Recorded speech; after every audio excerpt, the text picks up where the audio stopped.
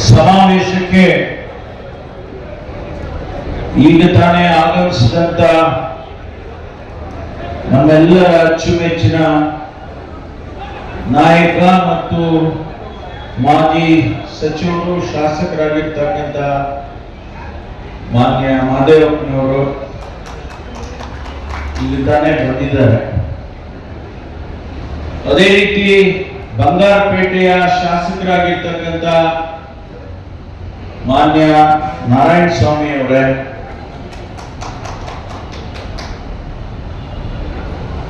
ಈ ಜನಾಗ್ರಹ ಸಮಾವೇಶದ ನೇತೃತ್ವವನ್ನು ವಹಿಸಿರ್ತಕ್ಕಂಥ ಆತ್ಮೀಯ ಸಹೋದರ ಮಾವಳ್ಳಿ ಶಂಕರ್ ಅವರೇ,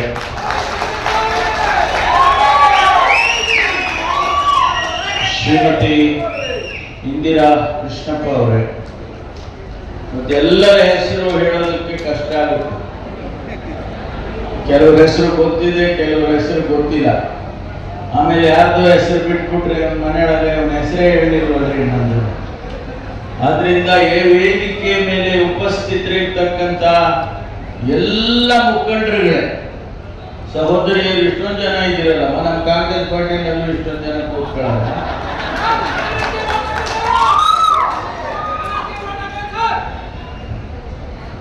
ಇವತ್ತು ನಾನು ಈ ಕಾರ್ಯಕ್ರಮಕ್ಕೆ ಬಂದಿರ್ತಕ್ಕಂಥದ್ದು ಸರ್ಕಾರದ ಪ್ರತಿನಿಧಿಯಾಗಿ ಬಂದಿದ್ದೇನೆ. ನಾನು ನಿಮ್ಮ ಹಾಗೆ ಒಬ್ಬ ಸಹೋದರನಾಗಿ ಸಮುದಾಯದ ಪ್ರತಿನಿಧಿಯಾಗಿಲ್ಲ, ಆದರೆ ಸರ್ಕಾರದ ಪ್ರತಿನಿಧಿಯಾಗಿ ಬಂದಿದ್ದೇನೆ. ಅದರಿಂದ ಹೆಚ್ಚು ಮಾತನಾಡೋದಕ್ಕೆ ನನಗೆ ಅವಕಾಶ ಇಲ್ಲ. ಬಹಳ ಸ್ಥಿಮಿತವಾಗಿ 4 ಮಾತುಗಳನ್ನ ತಮ್ಮ ಜೊತೆಯಲ್ಲಿ ಹಂಚಿಕೊಳ್ತೇನೆ ಅಷ್ಟೇ.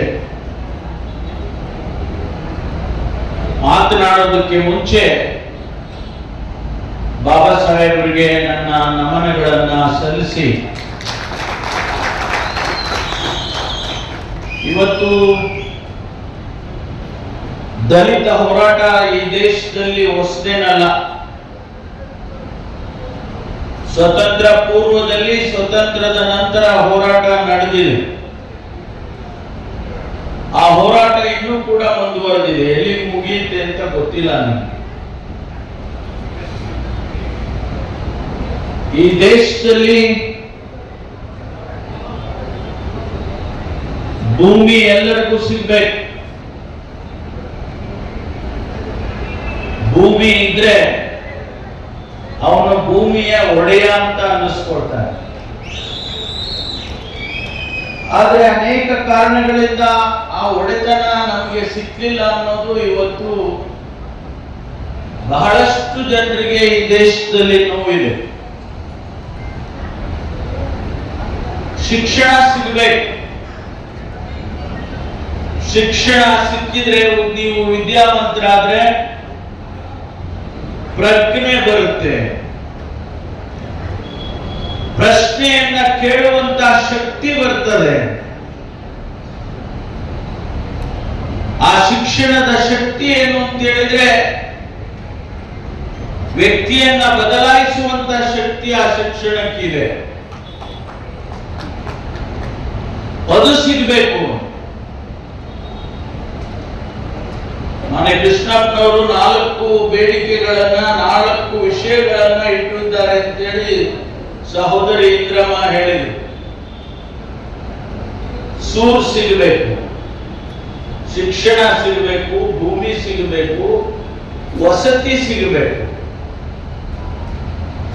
ಇದಕ್ಕಾಗಿ ನೀವೆಲ್ಲರೂ ಕೂಡ ಇವತ್ತು ಹೋರಾಟಗಳನ್ನ ಮಾಡಿಕೊಂಡೇ ಬಂದಿದೆ. ನಾನು ಹೆಚ್ಚು ಈ ಕಡೆ ವಾಲೋದಿಲ್ಲ ಈಗ, ಯಾಕೆಂದ್ರೆ ನನ್ನ ಮಾತೆ ಬೇರೆ ಆಗ್ಬಿಡುತ್ತೆ ನಾನು ಈ ಕಡೆ ವಾಲಿದ್ರೆ. ಆದ್ರಿಂದ ಬಹಳ ಸೂಕ್ಷ್ಮತೆಯನ್ನ ಅರ್ಥ ಮಾಡಿಕೊಂಡು ನಾನು ತಮಗೆ ಒಂದು ಭರವಸೆಯ ಮಾತನ್ನ ಹೇಳೋದಕ್ಕೆ ಬಂದಿದೆ. ಆ ಭರವಸೆ ಏನು ಅಂತ ಹೇಳಿದ್ರೆ, ಸಹೋದರ ಶಂಕರ್ ಅವರು ಹೇಳಿದಾಗೆ ಕಾಂಗ್ರೆಸ್ ಪಕ್ಷಕ್ಕೆ ದಲಿತರೇ ಶಕ್ತಿ, ದಲಿತರು, ಹಿಂದುಳಿದವರು, ಅಲ್ಪಸಂಖ್ಯಾತರೇ ಶಕ್ತಿ ಅನ್ನೋದನ್ನ ಕಾಂಗ್ರೆಸ್ ಪಕ್ಷ ಅರ್ಥ ಮಾಡಿಕೊಂಡಿದೆ. ಆದ್ರೆ ಆ ಸಮುದಾಯಗಳಿಗೆ ಸಮಸ್ಯೆಗಳನ್ನ ಬಗೆಹರಿಸತಕ್ಕಂತ ಜವಾಬ್ದಾರಿ ಕೂಡ ನಮಗಿದೆ ಅಂತೇಳಿ ನಾವು ಅರ್ಥ ಮಾಡ್ಕೊಂಡಿದ್ದೇವೆ. ನಾನು ನಮ್ಮ ಪಕ್ಷದ ಪ್ರಣಾಳಿಕೆಯನ್ನ ಆ ಸಮಿತಿಯ ಅಧ್ಯಕ್ಷನಾಗಿ ನನ್ನನ್ನು ಮಾಡಿದೆ. ಅನೇಕ ವಿಷಯಗಳನ್ನ ಆ ಪ್ರಣಾಳಿಕೆಯಲ್ಲಿ ಸೇರಿಸಿದ್ದೇನೆ. ಪಿಟಿಎಲ್ ಕಾಯ್ದೆ, ಪಿಟಿಸಿಎಲ್ ಕಾಯ್ದೆಯನ್ನು ಕೂಡ ಅದರಲ್ಲೇ ನಾವು ಸೇರಿಸಿದ್ವಿ. ಶಂಕರ್ ಅವರು ಎಲ್ಲ ಸಲಹೆಗಳನ್ನ ಕೊಟ್ಟಿದ್ರು ಅಂತ ಹೇಳಿ ನಾವೆಲ್ಲ ಆ ಒಂದು ಪ್ರಣಾಳಿಕೆಯನ್ನ ತಯಾರು ಮಾಡುವಾಗ ಸೇರಿಸಿದ್ವಿ. ಅನೇಕ ವಿಚಾರಗಳನ್ನ ಇವತ್ತು ಸರ್ಕಾರದ ಗಮನದಲ್ಲಿ ಇಟ್ಕೊಂಡಿದ್ದೇವೆ. ಅನೇಕ ಸಮಸ್ಯೆಗಳನ್ನು ಕೂಡ ಅನುಷ್ಠಾನ ಮಾಡಿದೆ. ಅದರಿಂದ ಹೆಚ್ಚು ವಿವರಣೆಯನ್ನ ಕೊಡೋದಕ್ಕೆ ನಾನು ಹೋಗೋದಿಲ್ಲ.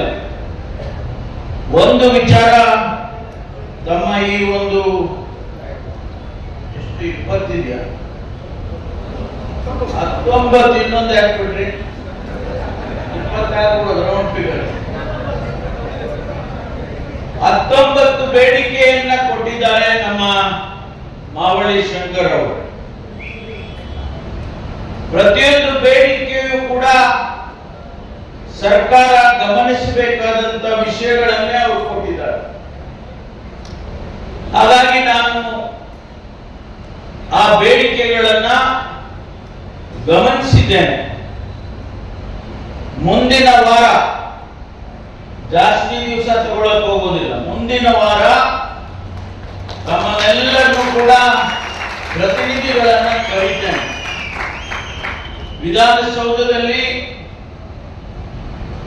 ನಮ್ಮ ಈ ಸಮುದಾಯದ ಪ್ರತಿನಿಧಿಗಳನ್ನ ಕರೀತೇನೆ, ಅಧಿಕಾರಿಗಳನ್ನು ಕರೀತೇನೆ. ಸಂಬಂಧಪಟ್ಟ ಅಧಿಕಾರಿಗಳನ್ನ,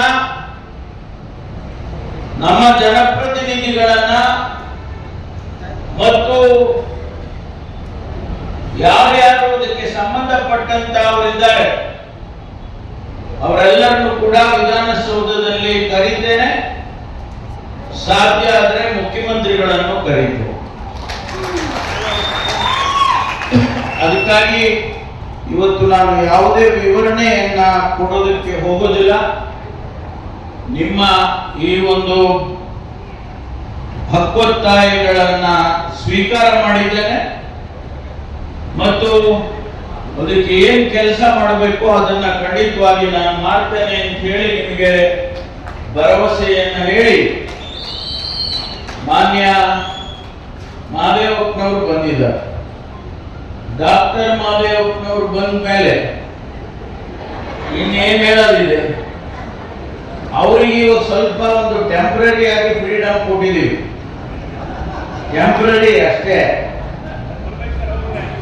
ಯಾಕೆಂದ್ರೆ ಈಗ ಅವರು ಮಾತಾಡ್ಬೇಕಲ್ಲ, ಈಗ ಅವ್ರ ಕಟ್ಪಾಡಿಂದ ಸ್ವಲ್ಪ ಒಂದು ವಾರ 15 ದಿವಸ ಸ್ವಲ್ಪ ದೂರ ಇರ್ತಾರೆ. ಅದರಿಂದ ಅವರು ಫ್ರೀಯಾಗಿ ಇವತ್ತು ಮಾತಾಡ್ಬೋದು. ಅವರನ್ನ ಹಂಗೆ ಮಾತಾಡ್ಬೇಕು ಅಂತ ಹೇಳಿ ನಾನು ನಮ್ಮ ನಾರಾಯಣ ಸ್ವಾಮಿ ಅವರು, ನೀನು ಮಾತಾಡ್ತೀಯ, ಮಾತಾಡುವ, ಇದು ಒಂದು ಚಾನ್ಸ್ ಹೊಡಿ. ಆದ್ರಿಂದ ನಿಮ್ಮೆಲ್ಲರಿಗೂ ಶುಭವಾಗಿ. ಹೋರಾಟ ಅನ್ನುವಂಥದ್ದು ನಿರಂತರವಾಗಿ ಇರಬೇಕು. ದಲಿತ ಜನಾಗ್ರಹ ಸಮಾವೇಶಕ್ಕೆ ಇವಾಗ ನಮ್ಮ ರಾಜ್ಯ ನಾಯಕರಾಗಿರ್ತಕ್ಕಂಥ ಮಾವಳಿ ಶಂಕರ್ ಅವರು ಮಾತನಾಡಬೇಕಂತ ಕೇಳ್ಕೊಳ್ತಾರೆ.